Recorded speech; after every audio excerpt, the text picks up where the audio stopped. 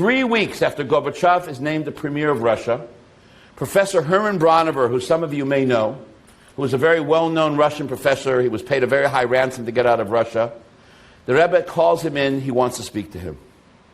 And this is what he tells him. He says to him, the gates of Russia are going to come down soon. The Jews of Russia are going to be released. I don't want you to call the media. I want you to call the Jews in Russia, your contacts in Russia. Braunover was a big activist. There was a group of different Jewish organizations, Shamir, Chama, Ezra. These are different Chabad organizations that were doing secret work in Russia. And Braunover was one of the prime activists. I want you to call the Jews in Russia, and I want you to tell them that soon they're going to leave the country and everything's going to change. He's astounded. Gorbachev is prime minister, premier 3 weeks. He gets on the phone.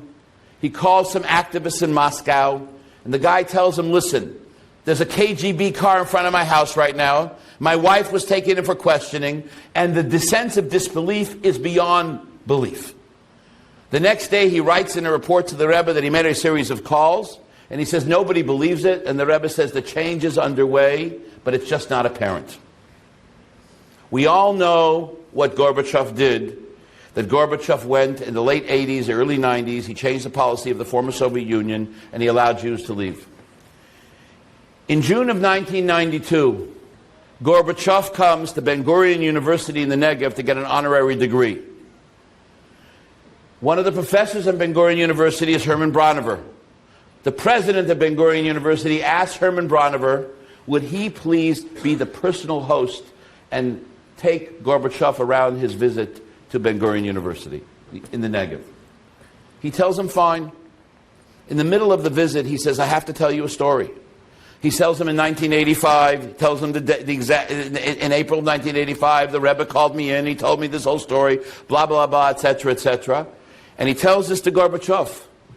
So Gorbachev turns to him and he says to him, how could he know if I didn't know? A year later, he's in Oxford. Peter Kalms, the father-in-law of Heshi Epstein, who was the president of Shamir, tells Gorbachev the same story about what happened in April of 1985. And Gorbachev tells Peter Kalms, how could he know if I didn't know? The story has been verified from 2 different historical sources. Interestingly enough, just as a point of information, about 2 years ago, Rabbi Beryl Lazar, the chief rabbi of Russia, and I'm going to talk a little bit what happened in Russia since the fall of communism, had a private meeting with Gorbachev. And when I was in Moscow in September, I wanted to have a meeting with him also, but he was too sick to meet. And Gorbachev told Lazar that the demonstrations, all the people with the Soviet Jewry movement, with the tumult, with the Geschrei, say the big demonstration in Washington was the thing that caused the Jews to come out of Russia.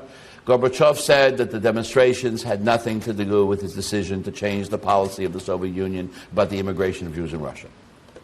Since 1989, the world has been told that the Soviet Union collapsed and that, except for a few countries, communism is dead and the U.S. won the Cold War. The truth, the reality, is quite the reverse. Everything we have seen since 1989 has been a massive and successful, multi-decade-long deception strategy on the part of the KGB, the Soviet secret police. The goal? To deceive the West and achieve the goal of Leninist strategy, a totalitarian world government or international police state. We know this from the evidence provided by Anatoly Golitsyn, the most important defector from the KGB who came to America in 1961.